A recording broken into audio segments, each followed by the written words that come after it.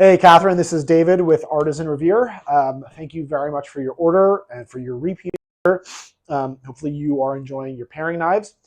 This is your small petty knife. And something that we recently started was doing videos for every single customer order. So I want to show you your knife in action. This is me cutting magazine paper with your small petty knife. I can hear just by the sound as it moves through the magazine paper that your knife has a very keen, very toothy edge, which is exactly what we want. We want it to be a little bit toothy so you can keep slicing through those tomato skins and pepper skins, etc., for a very, very long period of time. So let's do the rest of the QC process, and you have all this information in your booklet, which is in this box right over here. So first thing I'm going to do is I'm going to check to make sure that these pins are nice and flush. They are.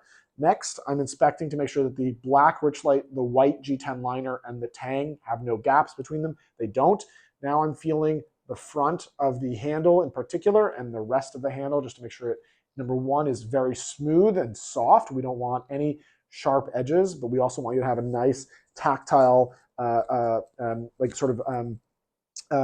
pushback essentially from the front of the handle. We don't want it completely rounded, obviously, and it's perfect on this one. I'm checking this area right here. It's called the choil to make sure it's nice and soft so that you're not feeling any roughness when you're doing your food prep, Checking the spine of the blade, that's the top of the blade, making sure it's nice and rounded over. We spent a lot of time on that.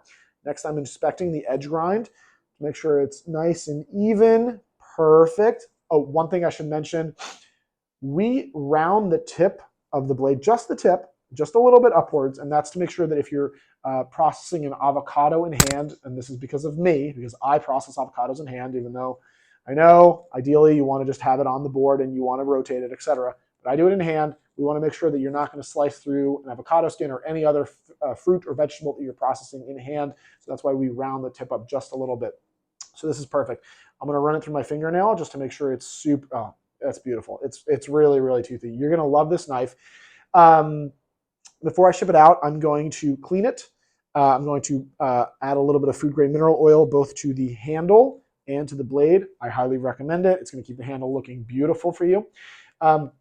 Couple quick pointers. So this is a wooden knife magnet. So we recommend two methods of storage. One is in the leather sheath and the other is on a wooden knife magnet. So the way you would put it on is spine first and then rotate, okay? And it's going to stick to the board. To take it off, you want to take the edge off first and then pull it off this way. The reason is you never want the edge of the knife hitting up against anything other than your wooden cutting board or your plastic cutting board. Now, the leather sheath right here. Couple quick things. As you're putting your knife away, make sure you put it AR to AR. So there's an AR on the knife and there's an AR on the leather sheath. Two reasons. Number one, it creates friction. It's not going to fall out. Number two, the bottom of the leather sheath has a welt. That's an extra piece of leather. It's going to make sure you don't cut through it. This knife will fit in the sheath upside down, as will your paring knives, as will, I'm sure you're hopefully going to come back and purchase a chef's knife from us. Again, you want to make sure it's in correctly. If you do not put it in correctly, the top of the leather sheath does not have a welt, and you can very easily slice through the, well, perhaps not very easily, but you can theoretically slice through the stitching on it, okay? So again, just make sure you match up the AR and the AR. If you have any further questions, please don't hesitate to reach out. We really appreciate your business. Also, in the guidebook or in the little care packet that we send, there's 8 steps to making sure that this knife lasts forever. One of the recommendations is to only use end grain wooden or plastic cutting boards.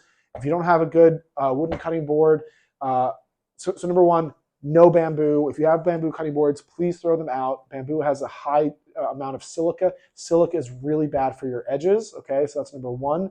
And if you're using face grain boards, those are the thin wooden cutting boards. Those are also really bad for your knife edge because of the way that the cap, well, I don't want to get too into it, but basically it dulls your knife edge very fast. We recommend end grain or plastic, or if you like, synthetic rubber cutting boards for everyday use. So thank you so much, and we really appreciate it, and I hope you love your new knife. Cheers.